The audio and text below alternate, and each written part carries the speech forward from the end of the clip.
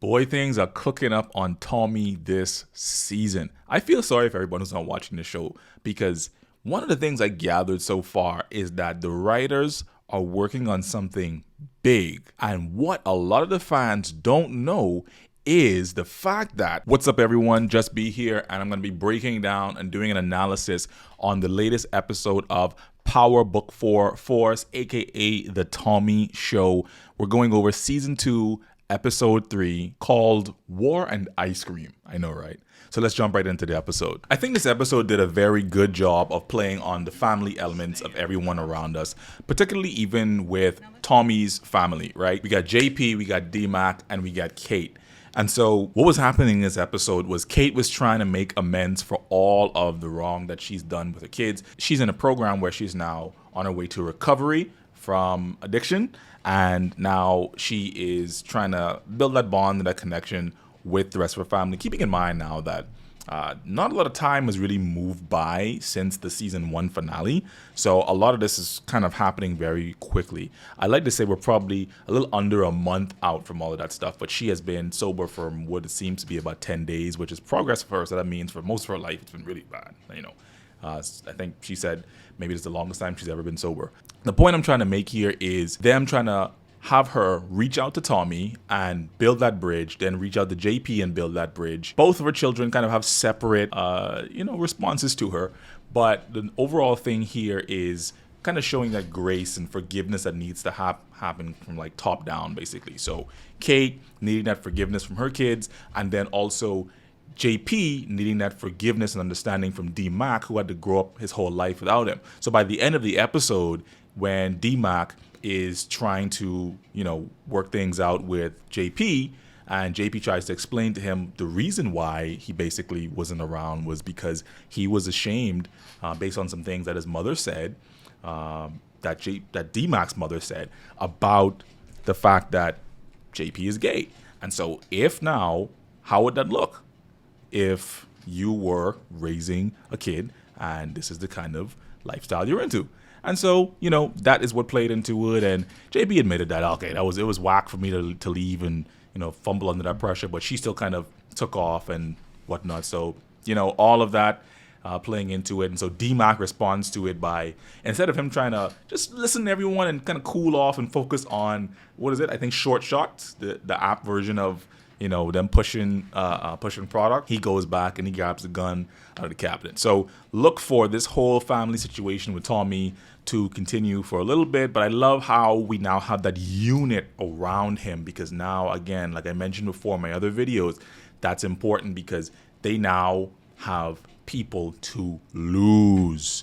The stronger the bonds, the more risk there is later on in the season and even throughout the show that, man, we could lose these people if Tommy, who has to practically live this whole life. Yes, he had, Ghost and Tasha and Tariq and Raina and Yaz, as his family. But now, you have that blood connection that they really like. People can come after you if you ain't careful. So I think one of the things we're going to learn in this season from Tommy is you got to prioritize what's more important to you, right? Building and protecting the ones around you, or building and protecting and going after, the top spot in the game. So, I mean, that's a big part of this as well. Hold on real quickly. You guys want to see something crazy? Over 99% of you guys that watch my content are not subscribed. So I'm asking real quickly, if you don't mind, just hit the like button and hit subscribe real quickly. I'd love to keep on giving this content to you guys, and lets me know that people actually are interested. Feel free to do that, man. Really appreciate it a lot. Would help me out a long way in growing my small channel. Thanks. Now back to the video. But it was good to see Tommy and his mom kind of come together, and it didn't start off well in the beginning of the episode, but then now starting to see them, reconcile, and she got him what looks to be like his favorite ice cream. And that's why the episode is called War and Ice Cream, because war happening in the streets. But then the ice cream was just kind of a tie-in element for them to now show the progression in Kate and Tommy's relationship now. And I think she's really turning a corner. And so it's just kind of a simple little thing, him walking in there and seeing the ice cream in the freezer, and that meaning a lot to him. And that shows him now that, boy, she really is now starting to change. So, look for their relationship to continue to improve. But also, I still believe that she may possibly be dealing with a sickness. So we'll see how that's gonna play out. But she is on my number one spot at my list for people who may die this season. She's a number one spot. Now, on the law enforcement side of things, they have officially gotten a CPD, FBI, DEA task force formed. And basically, this is not good news to anyone in the game in the city of Chicago. That amount of coming together on the law enforcement side of things means problems. So more heat on terms of how everyone's going to be able to get around. And the biggest problem here is Lieutenant Bobby DeFranco. This guy is like, he's a bloodhound, and he knows the law and he knows the streets well. He knows how to move in and between both worlds, right? In some ways, you can kind of compare him to Jukebox from the original show Power, where she knew the streets and also knew the law enforcement because she was also a police officer. And so I think that's sort of one of the similarities they want us to kind of understand about what he brings to the table. But we find out in this episode, he's actually married to Stacy, who's also the one that coerced her bosses to get him onto the task force. That causes them to clash, but ultimately he ends up throughout the episode looking for ways to protect Lil K and get Lil K to flip so that he can be the man on the inside of CBI to help them take it down. But Lil K is loyal to Jannard to the end, and he doesn't flip, and Lil K was basically on the run all this episode because he took a shot at Tommy at the end of the last episode and ended up killing a little girl. I did an analysis and breakdown on what I think the writers were also trying to teach us in that moment from that scene as well. But he's been hiding out with his grandmother, and basically Tommy's trying to find him, and Tommy confronts Jannard and lets him know, you need to get rid of your boy or I'm going to do it, and then I'm coming for you next. So all of this shows us, again, who's loyal to who, with Jannard losing so much equity on the streets. I mean, he's losing money, he's losing influence, he's losing power, he's losing soldiers. So he is really the weakest link right now in the game, and he refuses to admit defeat. So he keeps on going back to Shanti for help, but she lets him know that, listen, you cannot take out Lil K, because if people find out that you take out your own soldier because Tommy told you to do it, man, they ain't gonna respect you. I mean, so you better figure out what it is you're gonna do. So in the end, at the end of the episode, after trying to protect and deciding to protect Lil K, and Lil K was loyal and didn't flip on him, you think everything would be good, right? But no, what happens is that in a moment of rage where the disrespect Jannard had been getting from everyone, all that pressure finally, right, running up on him, in a moment, he flips on Lil K, strangles him, and takes him out.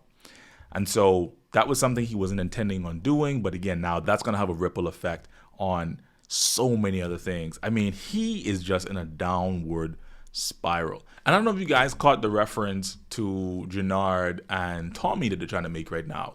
Remember when Tommy used to be very under pressure and stress, and he'd start using his own product? So now that's what's happening with Jannard as well. So he's now starting to, take some of the product as well. And that's what causes him to make that move on Lil K.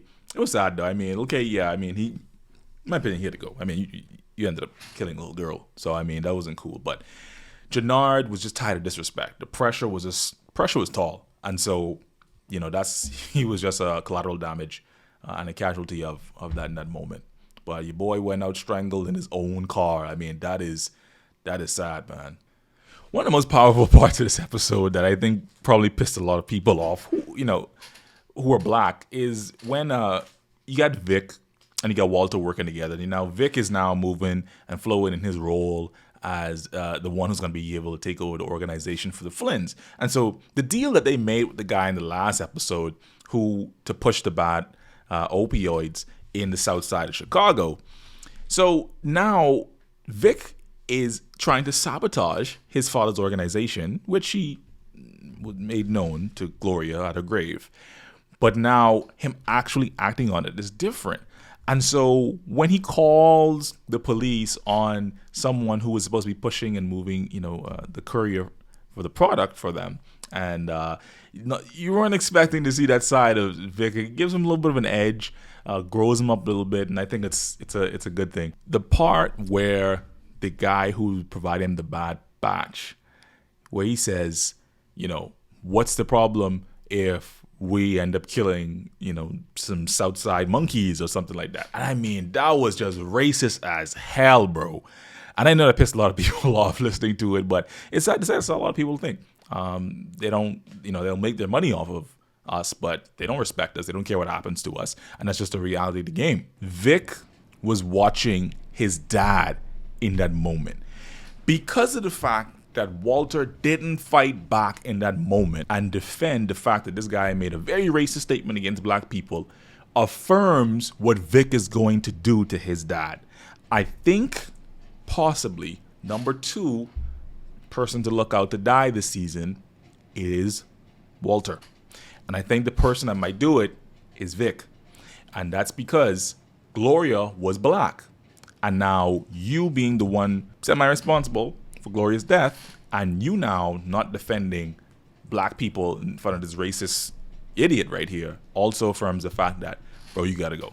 You gotta go. I gotta take you down. So Vic, he's probably gonna be the one to take Walter out this season, so look out for that. I love how they're giving Diamond a lot more backstory this season as well. He's in a relationship with an officer who works at the prison, and now he's connected up with her, and she's going to be moving product through the prison system as well. And now we get a look at apparently the guy who he helped put in the wheelchair, and his name was Rojas.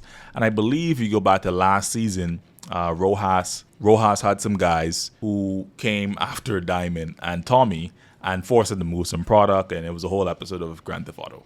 That was kind of weird, but Rojas seems to be the one who was running the product in the prison, and so when they find out that now CBI has got stuff moving inside there, he's got a problem with it, and so now they try to connect up and just gotta say, listen, let's work together. And he's not down for it at first, but then he gets strong-armed into it. So now I think now they don't just show this for no reason.